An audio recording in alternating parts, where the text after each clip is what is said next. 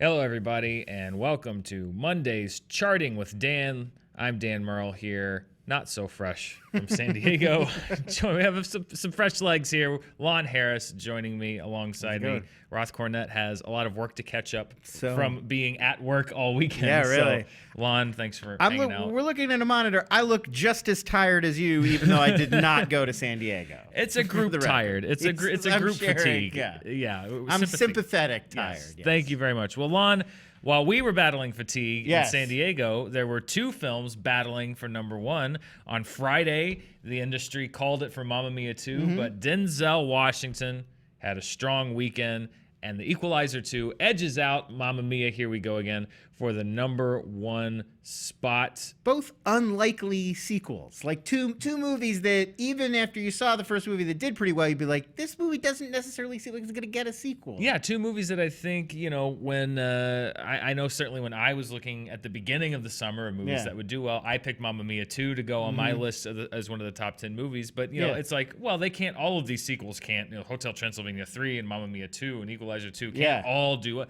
They actually are. There have been, if you look at the summer, there have been very few just outright bombs. Right. Like there's some with a little bit of a mixed result. If you look at the world, but this summer just seems to be yielding movies that perform about to expectation generally. And Mamma Mia 2 and Equalizer 2. Now the narrative on both of these is Equalizer 2 far outgrossed expectations. Mamma Mia 2 is on the high end of what people expected. Right. Now we turn to how it does. Will Equalizer 2 be hurt by Mission Impossible opening this week? Is that the same audience?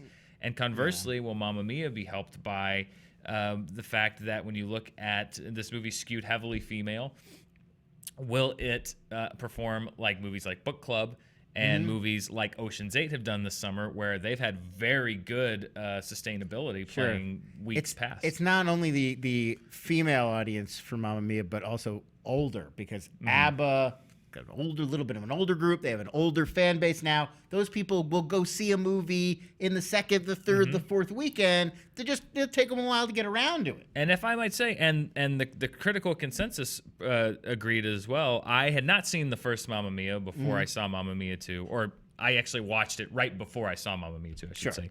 I did not enjoy the first Mamma Mia. Did not like it. No. This one, I quite enjoyed. Really? I really did. Improvement on the first So I one. think it's also a rare sequel that is an improvement on the first film. That's interesting, because I would think it would be so much. I have not seen either of the films. I would think it would be so much about being a fan of the music. If you like those songs, you're gonna like it. If you don't, it's probably. Here's the problem: they gave Pierce Brosnan a couple of numbers in the first one. That was a big mistake. They minimized his singing role. He's a fine actor, and he acts well in both. But they minimized his singing in the second one, which helps. And then I think that the second one is just directed as a music. Like the first one's kind of directed in a very odd way. It sort of lurches. I think it's because it's an adaptation of a stage musical. Right. This one is very cinematic. It's directed with a very cinematic flair that I think the first one was missing. And it's just a fun. Andy Garcia's there being Andy Garcia, and you got Cher. I don't know. I liked it. So that was a good one. We'll see how Mamma Mia 2 and Equalizer 2. But one thing that we already know the Equalizer has done is added another notch in Denzel Washington's box office belt, his third best domestic opening weekend of all time, behind American Gangster, Safe House, Magnificent Seven, the first Equalizer movie. Sure. All of these films, minus the Magnificent Seven, went on to gross at least $100 million domestically. Magnificent Seven fell just short. So, looking at how Denzel Washington's done in the past, Equalizer 2 would seem to be a movie that's on track for that. But again, it's in the summer. It's in the summer season. We have another big action movie opening this week. So what's the story with Safe House? How is that the number 2 Denzel movie of all time? It's weird, because that's a movie that it's not one that I think of. Like, I do think of him, like, especially like, I think Denzel's had a very consistent career. Well, he's in a lot of great movies. Right. Like he's very consistent in terms of quality. In terms of box office, like a lot of the highlights of his career weren't necessarily like the highest grossing movies. Exactly. But even when I think of American Gangster and I think of Man on Fire. Right. American Gangster feels like it was like what Ridley Scott directed that one? Ridley Scott. And it's like it's a true story, and Jay-Z did the soundtrack or whatever. Yeah. why was Safe House like a even huge movies hit that did less, that? like Book of Eli, I think of before I think Sure, of Safe House. But Safe House had a big opening, so there you go. There you go, Dad. So a lot again, of dads went to go see Safe House. but Mamma Mia 2 also had a notable charting spot. Mm-hmm. It was the third highest domestic opening for a musical ever here in North America, behind High School Musical 3, that classic, and Beauty and the Beast, just edging out Enchanted. And this is what I couldn't believe. Meryl Streep in 2 now of the 5 biggest opening musicals. Apparently, cinematically, when you think musicals, you think Meryl Streep. Again, looking at the competition, the ones that it opened most comparable to, obviously Beauty and the Beast was a phenomenal hit. Sure. High School Musical peaked out around 90 million. That was pretty front-loaded. But Enchanted and Into the Woods both ended up around $125 million domestically. It should also note that this was the highest opening weekend of Meryl Streep's career domestically. Her biggest. This one. Mamma Mia 2, which granted she is not, without spoiling too much about the movie, she's not what I would call the star of this one. Right. In the sense of that she was the star, I think, of the last one. But right. she is She's part in of it. the ensemble. Yeah. She's part of the group, so part of the legacy of this movie. So congratulations, Meryl Streep. And Denzel both had kind of career weekends. So good, great for them. But go rent some of their older stuff. They both have made wonderful films in the past. Like Silkwood's probably better than this one. I don't know. We'll see. I need to see Equalizer too. Comic-Con. I'm way behind movies, so I got. I'd like to see I liked the first Equalizer, and Equalizer may be the movie based on a TV show. I would submit probably all time where the least amount of people watching the movie have seen. I've seen the TV show. I've heard of it barely. Yeah, like all right. I not only have I never seen the TV show, I could not tell you one thing about the TV show. Yeah, I couldn't either. I was thinking of something, but I'm pretty sure I was thinking of Sledgehammer. Okay, let's right. That was like the parody of those kind of shows. Exactly. Let's look at rounding out the top 5. We have some holdovers: Hotel Transylvania 3, Ant-Man and the Wasp, Incredibles 2, which is just $60 million away from becoming the 4th billion-dollar grossing worldwide film this year. You'll notice 5 sequels there, and we're going to talk about a trend that I've noticed this summer regarding sequels in just a little bit later when we look at the summer chart. But keep in mind, 5 sequels making up the top 5. There was another release, Unfriended, the Dark Web. That opened way down in 9th place. Also a sequel. Opened about $12 million less than Unfriended opened a few years ago, but because it's a Blumhouse Tilt movie, it only had a budget of $1 million. So even though it only opened to $3.2 million, they still win. Always. They Jason can. Blumhouse it's incredible. It doesn't matter how low one of his movies opens. I look at the budget and I'm like, it tripled its budget on opening weekend. It is interesting this one didn't do well because the original Unfriended is actually pretty good. Like, I would say the original Unfriended is a lot better than it has any right to be. But horror fans are so unforgiving. And I sense that they probably saw Unfriended and didn't like it. And so now there's another one coming out and they're like, Or it's that, like, people are sick of that gimmick of the whole movie's on the laptop screen or whatever. Exactly.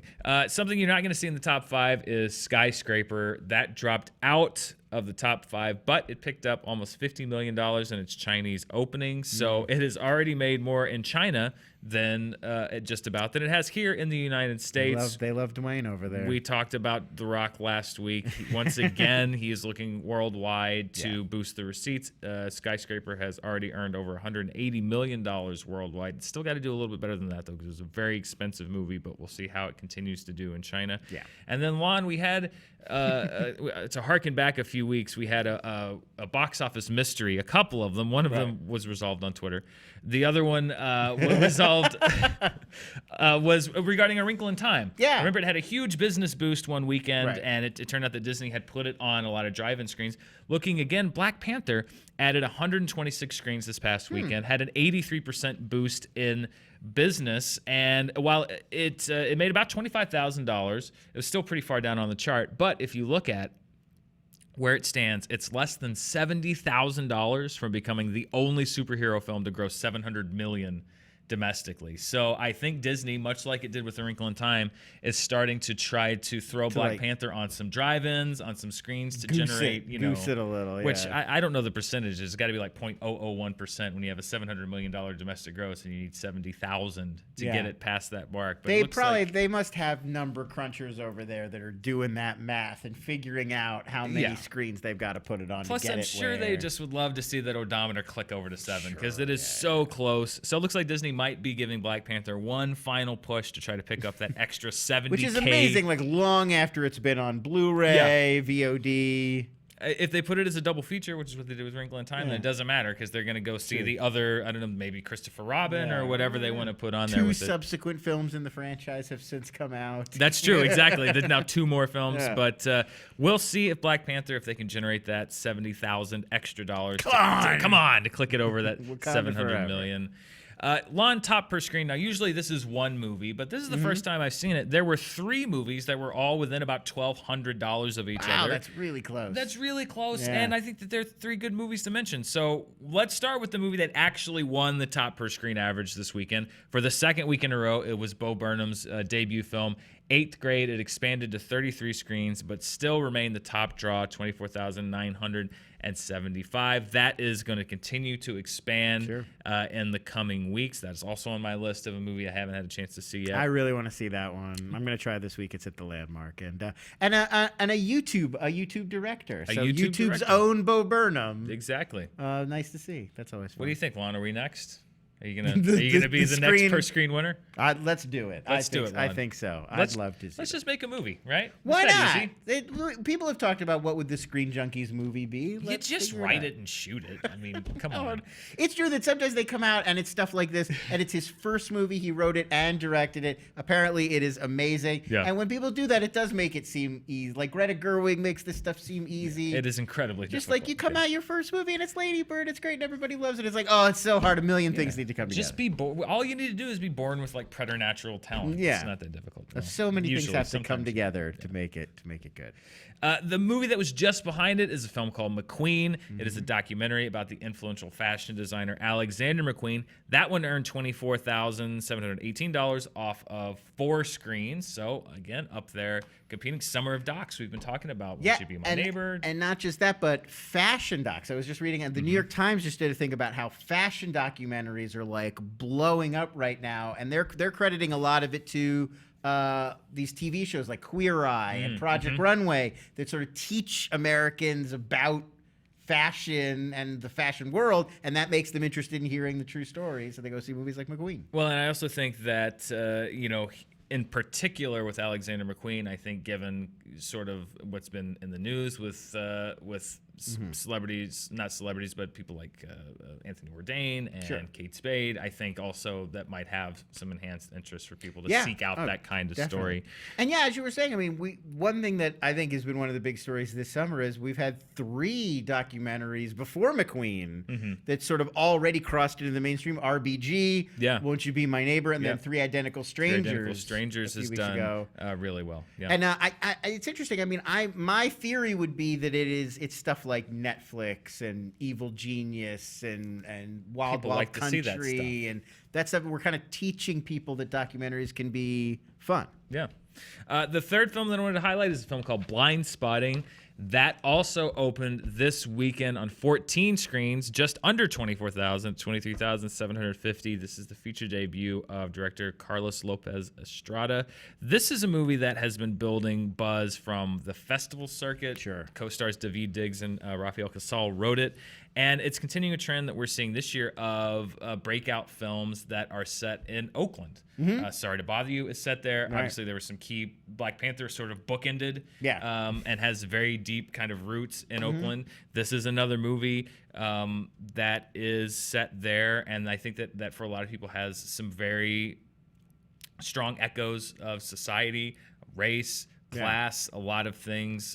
This was a huge Sundance breakout. Yeah. Like that. This was one of those movies that at Sundance people were like, "Oh my God, this is going to come out and blow people's minds." This and Sorry to Bother You both. I feel like. Yeah, and they're both coming out so close to each other. Sorry to Bother You I believe still in the top 10. If it's not, it's close to being in the top 10. That's made about $10 million or over $10 million so far, which for a movie as unique as that, for it to break out like that is pretty And that's great. expanding, I think, a little this weekend. Yeah, it expanded a little bit last week. I think it's continuing to. They're trying to expand. And again, if you want to support unique cinema, if you want to support just vision and courage, I'm not going to say you're going to like it, but I think you should see it. So sorry to bother you. Check that out. And Blind Spotting, again, as with everything else we talked about, is on my list. Yeah, I have so many things to catch up on.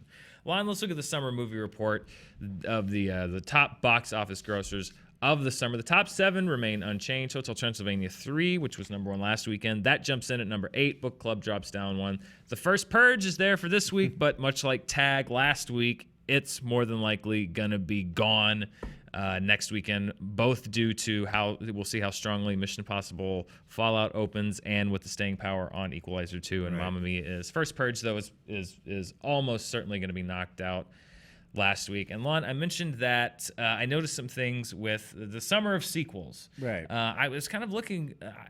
It seems like every week we're talking about a sequel being number 1. And, as we go week by week on these things, I kind of get lost in the weeds of the numbers each week, and sometimes I'll miss the overall trends. So I wanted to look and just go back to the beginning of the summer and see, how many weeks is it that there's been a sequel this summer that's been number 1? It turns out it's been every week. For 12 consecutive weeks this summer, there's been a franchise film. And when I say franchise film, I mean a film part of an ongoing series of films. Some people say, well, Solo's not a sequel. I think it is, but it's definitely part of an ongoing franchise, part of the Star Wars franchise. It's a continuation of the Star Wars series. Mythos, yes. Infinity War, Deadpool 2, Ocean's 8, Incredibles 2, Jurassic World 2, Ant-Man and the Wasp, Hotel Transylvania 3, Equalizer 2. All the number 1 movies this summer have all been franchise films. Now, I was going back and I found that this actually broke a record that was set last year. Last year, there were 11 weeks in a row from the beginning of May until actually this past weekend last year, where there's a franchise film. Dunkirk came in and broke that up. That was the first movie last summer that kind of broke up the gang of Planet of the Apes and Spider-Mans, Wonder Womans, and Cars and all that stuff. Chris Nolan in his bespoke suit coming in and saying no. He said, no more.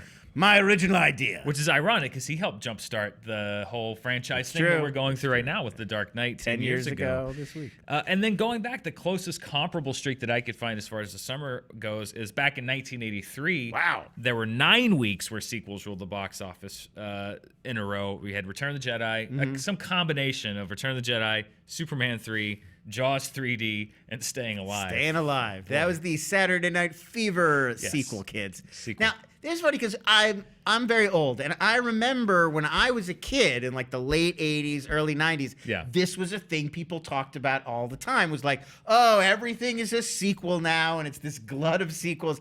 And in the time since, that was like, oh, a lot of the movies that are going to come out this summer are sequels. We've now seen it become every movie. Like, that's what it's taken 25 years, but now we've finally seen it to the point where all of them, all the number 1 movies, all the doomsayers were right. Yeah, because I was just looking back, it's like, surely this has happened in another weekend, another summer, but there was always a movie like Brave or Ted that would come in and sort of break it up. There would be, a movie, or even when Pixar, a lot of it was Pixar coming out with like WALL-E, when they were coming out with original movies, Inside Out, that would sort of break up the sort of sequel gang, and you jump a week and there'd be, a week or two of an original. When I say original, I just mean a film that's, not based on IP. Right. But that's another thing is, while this is the longest sequel streak that I could find for the summer, this is not the longest summer streak for films that are intellectual property, meaning, based on existing media. Right. So like a brand that people already know, but that may not be a direct sequel to a movie that already came out. Exactly. The longest one I could find for that one goes back to summer 2014, 14 straight weeks from the beginning of May into August. Right. Every movie that opened number 1 was based on an existing IP. You had Spider-Man, you had Attack of the Clones, The Sum of All Fears, which is a Jack Ryan adventure. You said 2004. You said 24. Did I say sorry, 2004. 2004. My brain is a little mixed up. Sum of All Fears, Scooby-Doo, obviously. Minority Report, based on a Philip K. Dick story. Mr. Deeds was a remake. You had Men in Black 2. That's an example. Like Scooby-Doo, not a sequel, but people know Scooby-Doo because it was a cartoon show. Road to Perdition, not a sequel, but based on on a graphic novel. Goldmember, obviously the third Austin Powers movie. So 14 weeks is the longest I could find with a movie that was not based on any pre-existing IP being number one. However, I think that streak is going to be broken too, because right now we're at 12. Mm-hmm. This week, Mission Impossible is almost certainly going to be the number one movie. I would be shocked if it wasn't. So that's 13 weeks. And then more than likely, it's going to carry over to the next week. So that'll be, 14 weeks. And then the big movies left to come out this summer that are probably at least into mid-August that would take us past this record. The Meg, based on a book. Oh, it's based on a book. That's Disney's right, Christopher Robin, obviously based on Winnie the Pooh. So I think we're even going to break probably the summer record for... we could very easily go into August. Potentially, who knows? Although there's usually something that bubbles up in late August that's not a sequel or anything. But we could go well into August through the summer having movies, number one movies, all summer long that were either sequels or based on pre-existing IP. It could be the longest streak we've ever seen for a summer of no original movies based on original concepts being number one at the box office. I think that could be a good thing in the sense that you've got a lot of business, but I think it's also a bad thing in the sense that it's tougher and tougher to get original IP to the top of the charts. Yeah, I mean, if you're in the industry, obviously, there's a lot of different ways to look at it. But just from a fan perspective, like if there's no more original series, original stories, and we're all going back to the same franchise, it's like, well, what happens 5 years from now? Like, are we just going to keep these are the franchises and this is it forever, or like how do new ideas get through? Yeah. We'll see. Anyway, I thought that was kind of an interesting trend that I saw. Is you could say there have been more sequels. There's certainly more sequels ruling the box office this summer than have ever ruled before. This goes back to 1982.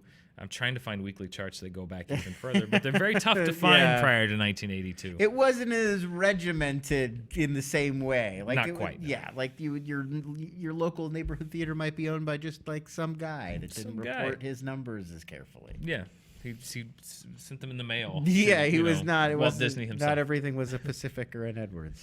Let's look at the domestic box office chart for 2018. Not much change. Ant-Man and the Wasp jumps over Ready Player One, which is now at number 9. Ocean's 8 actually might. If you'd asked me what was going to make more movie at the beginning of the year, Ready Player One or Ocean's 8, I don't think I would have guessed Ocean's 8, but Ocean's 8 is coming very close to jumping over Ready Player One.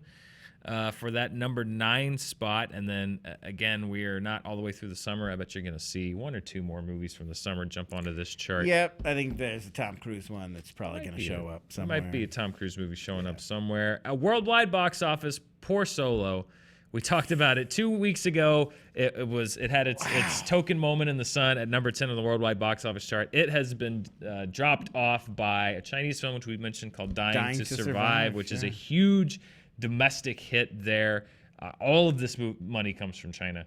$416 million. That supplants Solo, A Star Wars Story, at number 10. Ant-Man and the Wasp is moving up, though. We'll see how much strength it has left. It could potentially challenge Dying to Survive. We've talked about the Chinese box office is you make a lot of money very quickly. Right. And then you're done. And so Dying to Survive is kind of on the decline as far as other movies coming in to supplant it. So we'll see if Ant-Man and the Wasp can make that run up there to number 10. But Solo, Star Wars Story, you had 2 weeks on the box office worldwide chart for 2018. I would never have guessed that at the beginning of this year. That it wouldn't even... The Solo, by halfway through the year, Solo would be out of the running for the top 10 of the year. Not even on the chart, not even a shot at being on the chart. No. It kind of reminds me of Justice League last year, the fact that we would be, but Justice League, if somebody at the beginning of the year was like, hey, Justice League's going to tank, you'd be like... Yeah, okay, I can believe that. I mean, I guess I could maybe see it, but I'd be shocked. I'd be surprised. Solo, I thought, no matter what the quality of it was, that it would be on that list. But no, you have to figure. It is not. And Lon, of course, the most important graphic that we have, the most important chart here on Charting with Dan. Only 18 days. We're just 18 days away from the Meg, Lon. Less than 3 weeks. I just discovered, we've talked a little bit on today's show about how this is based on, it's not just based on a book, it's based on a book series. There's like 10 Meg novels. I was not aware it's of that. Based on a shared, I looked this up, it's based on a shared literary universe. So if this is a big hit, we've got so much Meg to explore.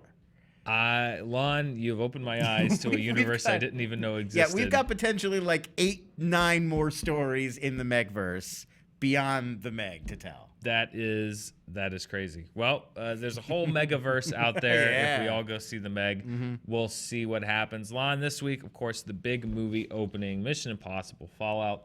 We'll see how that does, if it jumps onto any of these charts. It's interesting too. Will it matter that that series is usually, they're so independent. This is the first one where it really is like Dove. It's sort of a direct follow up to the last one. And sort of a direct follow up to the last two. Yeah, they're 3 actually in a way. So yeah. Yeah, they're like same villain. So it'll be interesting if that gives it a little boost to people who remember Rogue Nation. I enjoyed it quite a bit, but that never. Who knows if that's going to translate to a huge box office, but it's one of my favorite in the series. I really enjoyed it. So we'll see how Mission Impossible does next week here on Charting. And before we go, I just want to make a quick reminder that, in case you haven't heard, that the film community lost a huge figure this past weekend in John Schnepp.